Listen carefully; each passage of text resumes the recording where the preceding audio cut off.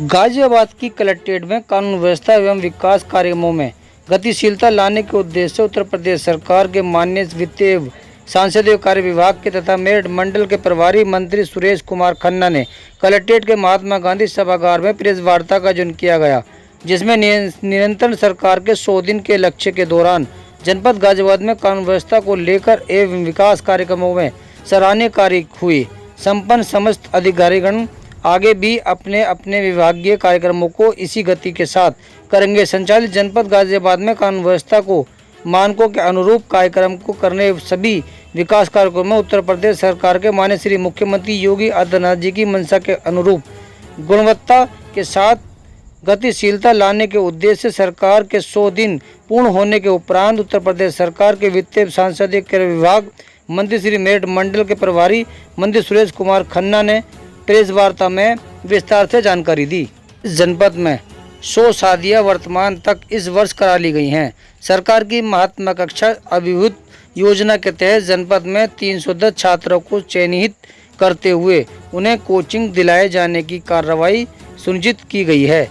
राज्यसभा विभाग के दौरान वितरण कार्यक्रम सुनिश्चित करा दिया गया है। अन्य 25 ग्रामों में यह कार्रवाई सुनिश्चित की जा रही है। सरकार के 100 दिन के कार्यालय के दौरान जनपद में लोन मेले का आयोजन करते हुए 100 से अधिक लक्ष्य प्राप्त किया गया है। इसी प्रकार 5 रोजगार मेले आयोजित करते हुए 1118 बेरोजगारों को रोजगार दिलाने का कार्रवाई जनपद में की गई है। स्वास्थ्य विभाग के माध्यम से आयुष्मान योजना के तहत 11,036 लाभार्थियों को स्वास्थ्य लाभ पहुंचाने की कार्रवाई सुनिश्चित की गई है। उन्होंने प्रधानमंत्री आवास योजना की समीक्षा में पाया गया जनपद में वर्तमान तक 19,468 लोगों को आवास उपलब्ध कराते हुए लाभ पहुंचाया गया है। प्रधानमंत्री ग्राम न्याय योजना के तहत 2 कार्य वर्तमान तक पूर्ण कर लिए गए हैं। मुख्यमंत्री कन्या सुमंगला योजना के तहत भी जनपद में सराहनीय कार्य किए गए हैं। जिलाधिकारी राज्य मंत्री जल शक्ति विभाग उत्तर प्रदेश दिनेश खटीक, महापौर आशा शर्मा, जिला पंचायत अध्यक्ष ममता त्यागी, माननीय विधायक गाजियाबाद अतुल गर्ग, माननीय विधायक साहिबाबाद सुनील शर्मा, माननीय विधायक मोदीनगर मंजू शिवाज, माननीय विधायक मुरादनगर अजीत पाल त्यागी, माननीय विधायक लोनी नंदकिशोर गुज्जर, महानगर अध्यक्ष संजीव शर्मा, जिला अध्यक्ष दिनेश सिंगल, जिला अधिकारी राकेश कुमार सिंह, वरिष्ठ पुलिस अधीक्षक मुनिराज जी, नगर आयुक्त महेंद्र सिंह तंवर, मुख्य विकास अधिकारी विक्रमादित्य सिंह मलिक, समस्त जिला स्तरीय अधिकारी गण विभाग के अधिकारी गण उपस्थित रहे। आप देख रहे हैं सच का कारवा न्यूज। खास रिपोर्ट पप्पन ठाकुर की। वो आज अपरिहार्य कारण बस नहीं आ पाए, वरना वो भी होते। आज हम विशेष रूप से इस मंडल में जो हमारा 5वां जिला है, अभी तक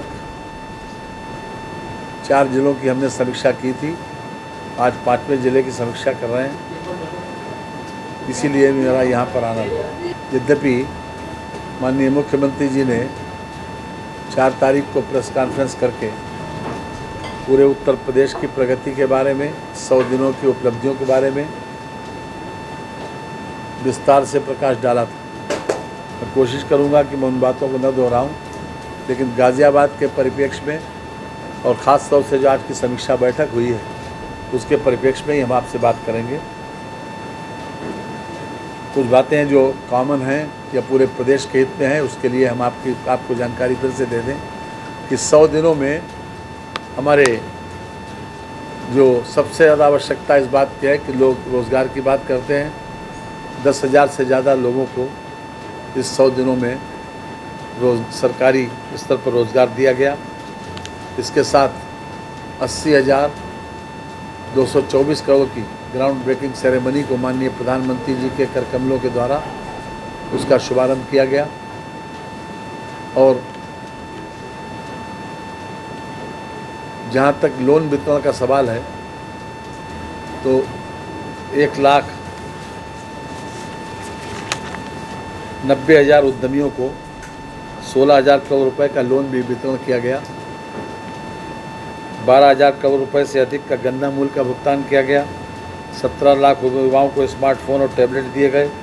बुंदेलखंड एक्सप्रेस वे का निर्माण पूरा हो गया और गंगा एक्सप्रेस वे का निर्माण चालू हो गया। ये कुछ हाइलाइट्स थे जो हमने ज़रूरी समझा आपको अवगत कराने के लिए। इसके अतिरिक्त जो हमारे विभाग से संबंधित दो बातें थी, एक 100 दिनों के लक्ष्य के रूप में 21,000 करोड़ रुपए का ऋण वितरण का हमने लक्ष्य रखा था। इन 100 दिनों में 21,000 करोड़ रुपए का स्वरोजगार को बढ़ाने के लिए ऋण वितरण किया जाएगा बैंकों के माध्यम से।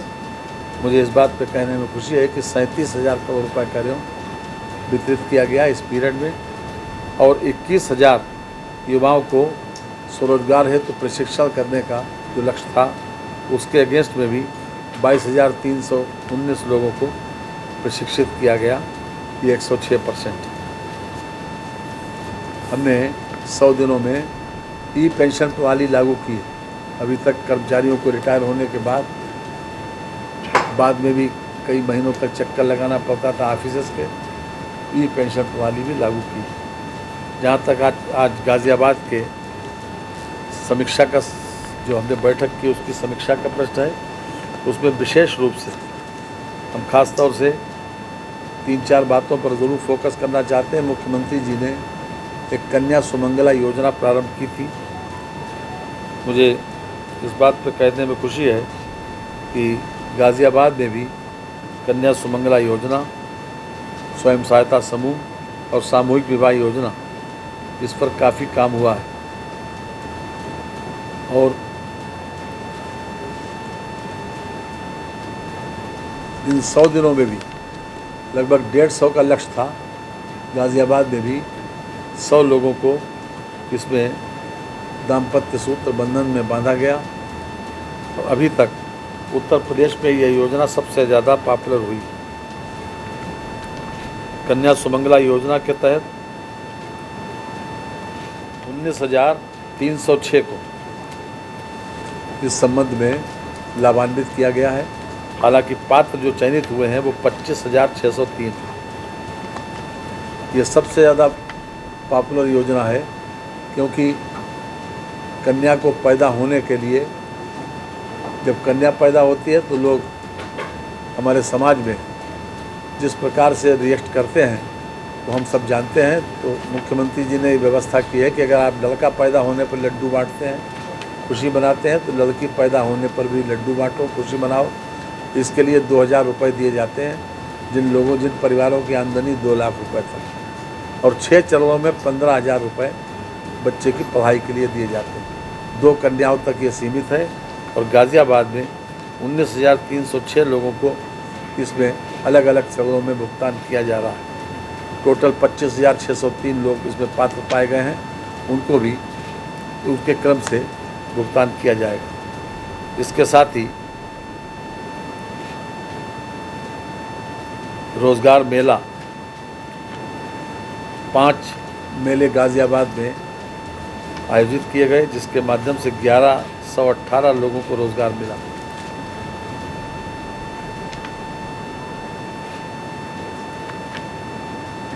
स्वरोजगार के लिए 2,000 का लक्ष्य रखा गया था जिसमें 2,042 लोगों को ऋण दिया गया।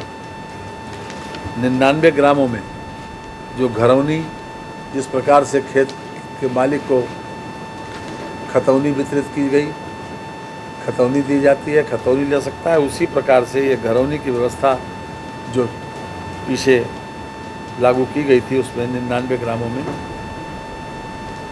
ये बांटी गई। प्रधानमंत्री आवास योजना के तहत अभी तक शहरी आवास में के रूप में 24,133 आवास स्वीकृत हुए, जिसमें से 19,468 लोगों को आवास पूर्ण हो गए। इन लोगों के आवास इस बीसी में रहते हैं। 2023 तक 5,000 आवास गाज़ियाबाद नगरीय क्षेत्र में और बनना है। मुख्यमंत्री अभ्युदय योजना के तहत 310 छात्रों को विशेष रूप से कोटा के 41 और यूपीएससी और यूपीपीएससी के 189 लोग।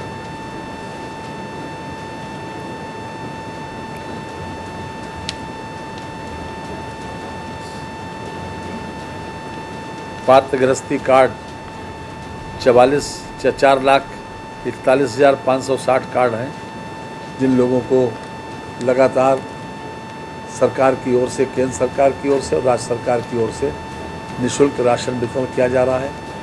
और ये कोरोना की वजह से जो प्रारंभ हुआ था, लगातार कोरोना से जो प्रभावित रहे या नहीं भी प्रभावित रहे, उन लोगों को भी ये राशन, निःशुल्क राशन की सुविधा अभी तक अनुमन्य है और आगे भी इसमें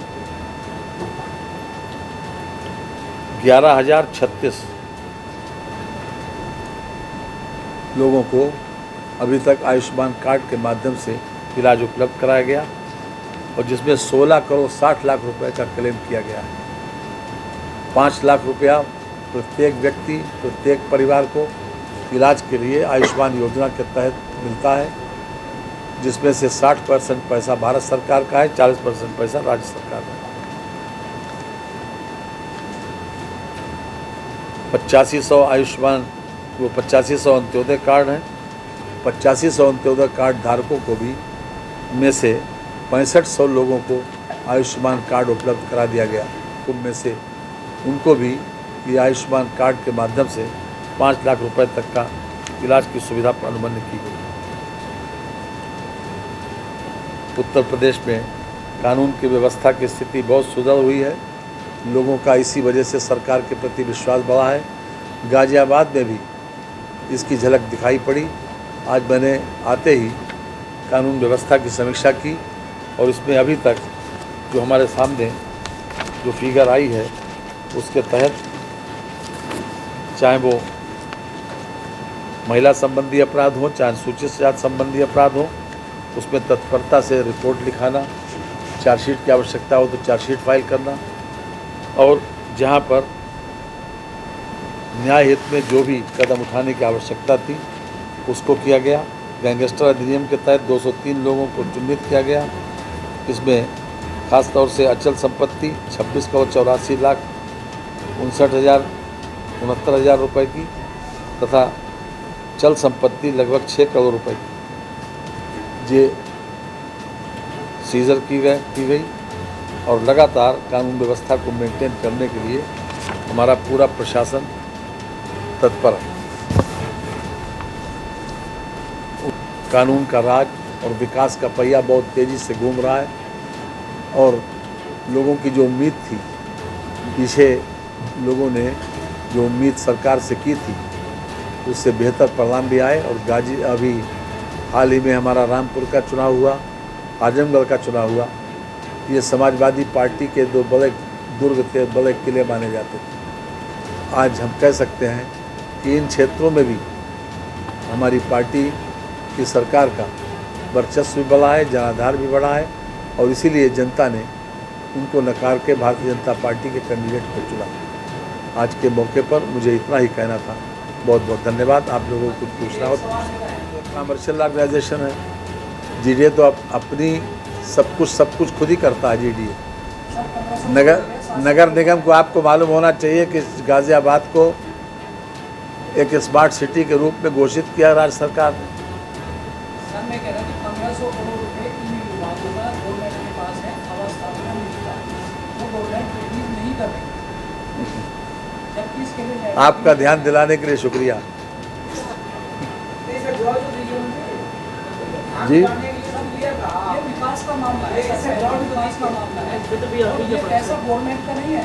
ये जब रजिस्ट्री होती है तो ये आम आदमी की जेब से 2% विकास उनके लिए लिया जाता है। देखिए, गवर्नमेंट का और इन संस्थाओं का एक सतत लेन देन चलता है। जहाँ का जैसे ही ये लोग टैक्स का कलेक्शन करते हैं उसका पैसा बाकायदा पूल में जाता है और उसी से जितने भी टैक्स का कलेक्शन होता है, सारे टैक्स के कलेक्शन से, चाहे वो जीएसटी के माध्यम से आए, चाहे वो वैट के माध्यम से आए या आबकारी से आए या किसी प्रकार का रजिस्ट्री दफ्तर से आए, सभी का पैसा कलेक्ट होकर एक लगातार लेन देन चलने वाली प्रक्रिया है।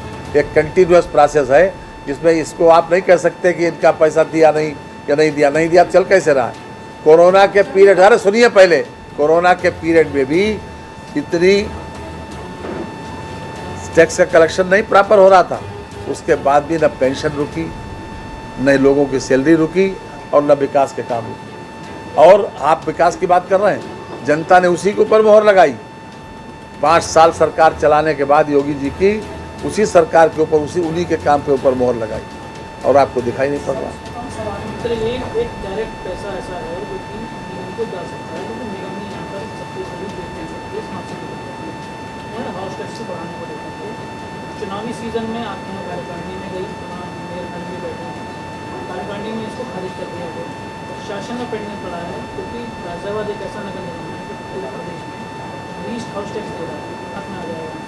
जहाँ तक कि मेरठ भी आगे है, लखनऊ में भी ज़्यादा वसूला जाएगा।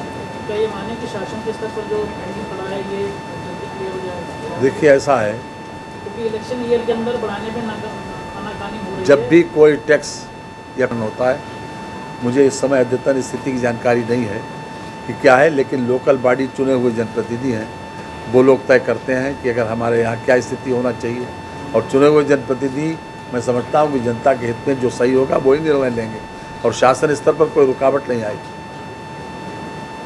Thank you very much.